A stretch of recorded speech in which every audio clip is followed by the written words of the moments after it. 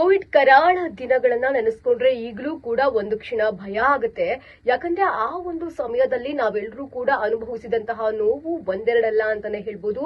ಒಂದ್ ಕಡೆ ತಿನ್ನೋಕು ಕೂಡ ಅನ್ನ ಸಿಗ್ತಾ ಇಲ್ಲ, ಇನ್ನೊಂದ್ ಕಡೆ ಸ್ಕೂಲು ಕಾಲೇಜ್ಗೆ ಹೋಗ್ದಲೇ ಇರುವಂತಹ ಪರಿಸ್ಥಿತಿ, ಮತ್ತೊಂದ್ ಕಡೆ ಕೆಲ್ಸಕ್ಕೂ ಕೂಡ ಹೋಗ್ದಲೇ ಇರುವಂತಹ ಪರಿಸ್ಥಿತಿ ನಿರ್ಮಾಣವಾಗಿತ್ತು. ಸೊ ಸದ್ಯದ ಮಟ್ಟಿಗೆ ನೋಡೋದಾದ್ರೆ ಈ ಪರಿಸ್ಥಿತಿ ಮರುಕಳಿಸುವಂತೆ ಕಾಣ್ತಾ ಇದೆ. ಬದಲಿಗೆ ಕೋವಿಡ್ ಅಲ್ಲ, ಆದ್ರೆ ಎಬೋಲಾ ವೈರಸ್. ಈಗಾಗಲೇ ಈ ಎಬೋಲಾ ವೈರಸ್ ಅನ್ನುವಂತಹ ಸೂಕ್ಷ್ಮಾಣು ಜೀವಿ ಆಫ್ರಿಕಾದಲ್ಲಿ ತನ್ನ ಅಟ್ಟಹಾಸ ಮೆರೀತಾ ಇದೆಯಂತೆ. ಸೊ ಇದರಿಂದ WHO ಕೂಡ ತೀವ್ರತರವಾಗಿ ಭಯವನ್ನ ವ್ಯಕ್ತಪಡಿಸ್ತಾ ಇರುವಂತದ್ದು. ಈಗಾಗಲೇ ಇದು ಆಫ್ರಿಕಾ ದೇಶದಲ್ಲಿ ಬಂದಿರುವಂತದ್ದು. ಸೊ ನಿಮ್ಮಲ್ಲಿಯೂ ಕೂಡ ಬರಬಹುದು ಅಂತ ಭಾರತಕ್ಕೂ ಕೂಡ ಎಚ್ಚರಿಕೆಯ ಗಂಟೆಯನ್ನ ರವಾನೆ ಮಾಡಿದೆ. ಅಂದ್ರೆ ಯಾರು ವಿದೇಶಿ ಪ್ರವಾಸಿಗರು ಭಾರತಕ್ಕೆ ಬರ್ತಾರೆ, ಸೊ ಅವ್ರ ಮೇಲೆ ತೀವ್ರವಾದಂತಹ ನಿಗಾವನ್ನ ವಹಿಸಿ ಅಂತ ಕೂಡ ಹೇಳ್ತಿದ್ದಾರೆ.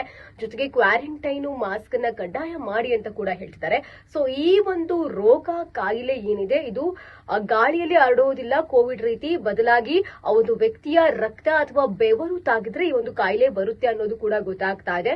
ಜೊತೆಗೆ ಈ ಒಂದು ಕಾಯಿಲೆಯ ಲಕ್ಷಣ ಏನಪ್ಪಾ ಅಂತಂದ್ರೆ ವಾಂತಿ ಆಗಿರಬಹುದು, ಅಥವಾ ಲೂಸ್ ಮೋಷನ್ ಆಗಿರಬಹುದು, ತಲೆ ಸುತ್ತು ಆಗಿರಬಹುದು, ಅಥವಾ ತಲೆ ನೋವಾಗಿರಬಹುದು, ತೀವ್ರವಾದಂತಹ ಜ್ವರ ಆಗಿರಬಹುದು.